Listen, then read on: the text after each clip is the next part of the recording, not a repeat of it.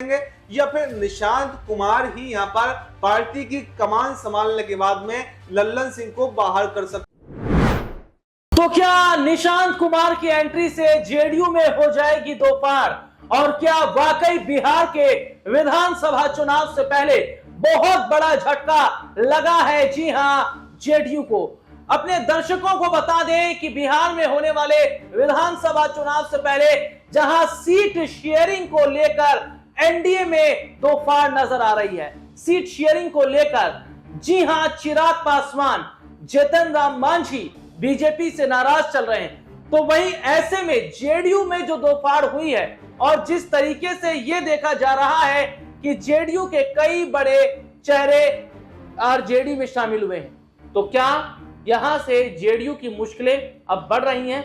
और एक सवाल यह भी खड़ा हो जाता है कि निशांत कुमार की एंट्री अगर पॉलिटिक्स में होती है और वे कमान पार्टी की संभालते हैं, तो क्या लल्लन सिंह को बाहर का रास्ता दिखाएंगे? इन्हीं तमाम मुद्दों पर आज हमारे साथ बातचीत करने के लिए मौजूद है हमारे खास सहयोगी अब्बास भाई। और अब्बास भाई, बहुत बहुत स्वागत है इस प्रोग्राम में आपका।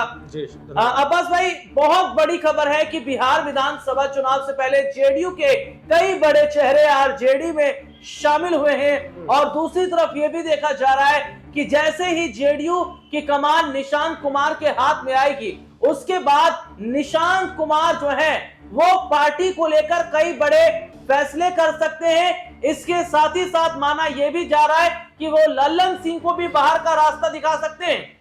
देखिए, बिल्कुल खबरें तो ये पहले भी आई थी कि यहाँ पर जब लल्लन सिंह ने बगावती तेवर नीतीश कुमार के सामने दिखाए थे, तो ये कहा जा रहा था कि नीतीश कुमार भी लल्लन सिंह पर एक्शन ले सकते हैं और उनको बाहर कर सकते हैं। लेकिन नीतीश कुमार ने तो वो एक्शन नहीं लिया। अब कहा जा रहा है कि निशांत कुमार के बाद में जब निशांत कुमार की एंट्री जेडीयू में हो रही, तो कई बड़े नेता जो हैं जेडीयू के वो नाराज हैं। हालांकि लल्लन सिंह की अगर बात करें तो लल्लन सिंह ने अभी चुप्पी साध रखी है। लल्लन सिंह ने कोई भी बयान यहाँ पर निशांत कुमार को लेकर नहीं दिया है। हालांकि पहले काफी मुखर होकर लल्लन सिंह बोला करते थे, और क्योंकि लेकिन लल्लन सिंह ये समझ रहे हैं कि अगर निशांत कुमार जेडीयू में आते हैं, जेडीयू की कमान संभालते हैं, तो लल्लन सिंह की छुट्टी हो ही जाएगी। भाई, अगर अभी की हम बात कर लें तो जेडीयू के अंदर सबसे बड़े नेता नीतीश कुमार के बाद में लल्लन सिंह का नाम आता है।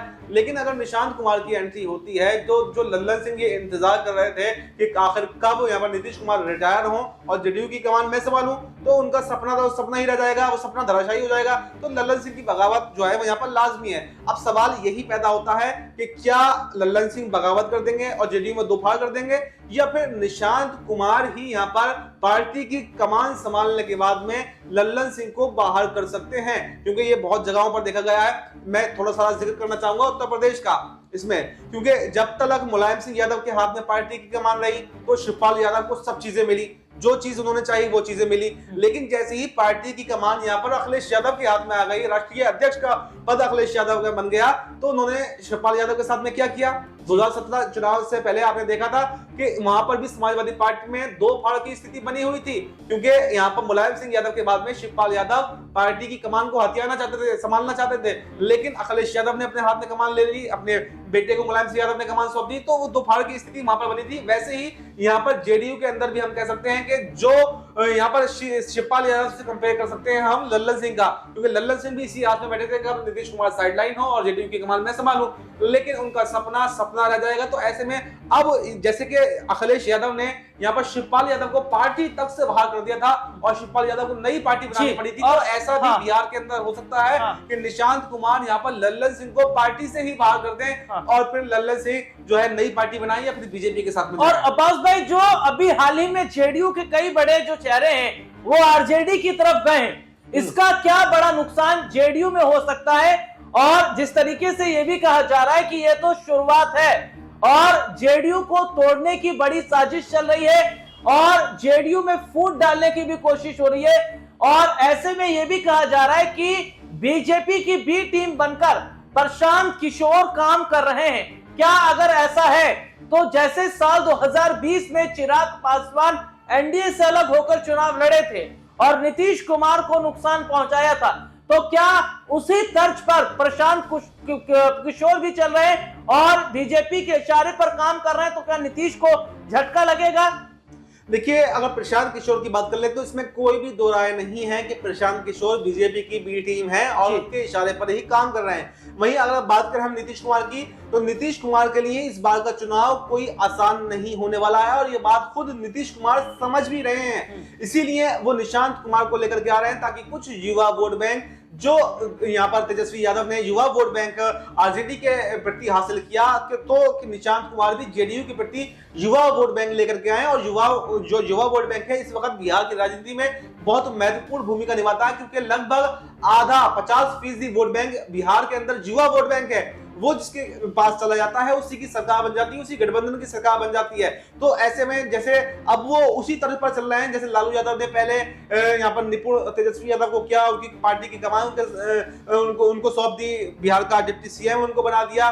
तो उसी तरह पर अब नीतीश कुमार भी चल चुके हैं और युवा वोट बैंक को खींचने के लिए अब वो निशांत कुमार को बड़ी जिम्मेदारी सौंपने जा रहे हैं। लेकिन सवाल ये है कि जो लालू यादव का विरोध किया करते थे, परिवारवाद के ऊपर सवाल उठाया करते थे, कटाक्ष किया करते थे, अब उसी लाइन पर नीतीश कुमार आ गए। तो यहाँ पर कहीं ना कहीं तेजस्वी यादव तो कामयाब हो चुके हैं, वो तो निपुण हो चुके हैं, लेकिन क्या निशांत कुमार के आने से क्या जेडीयू में वो मतलब जो दोफाड़ की स्थिति है उसको रोक पाएंगे?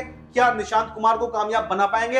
ये एक सवाल बना हुआ है। और 2025 के चुनावों में अगर नीतीश कुमार को सीएम की कुर्सी हाथ नहीं लगती है तो कहीं ना कहीं जेडीयू का सियासी भविष्य तो खतरे में पड़ ही जाएगा, वहीं निशांत कुमार और नीतीश कुमार का सियासी भविष्य भी समाप्त हो सकता है। जी बिल्कुल, देखिए सीधे तौर पर देखा जा रहा है कि क्या अगर एनडीए की सरकार बिहार में बनेगी तो नीतीश कुमार सीएम रहेंगे या नहीं रहेंगे, एक सवाल बना रहेगा। वहीं दूसरी तरफ देखा जा रहा है कि अभी हाल ही में जेडीयू के जो कई बड़े चेहरे आरजेडी में गए हैं, मैं अपने दर्शकों को बता दूं ये पहले आरजेडी में थे, फिर जेडीयू में आए और फिर जेडीयू से आरजेडी की तरफ में आए। तो अब्बास भाई, एक कहावत भी कही जाती है, आया राम गया राम। क्या यही स्थिति बिहार विधानसभा चुनाव से पहले जेडीयू के अंदर देखी जा रही है और इसके फिर क्या आने वाले समय में नीतीश को नुकसान के मायने देखने होंगे?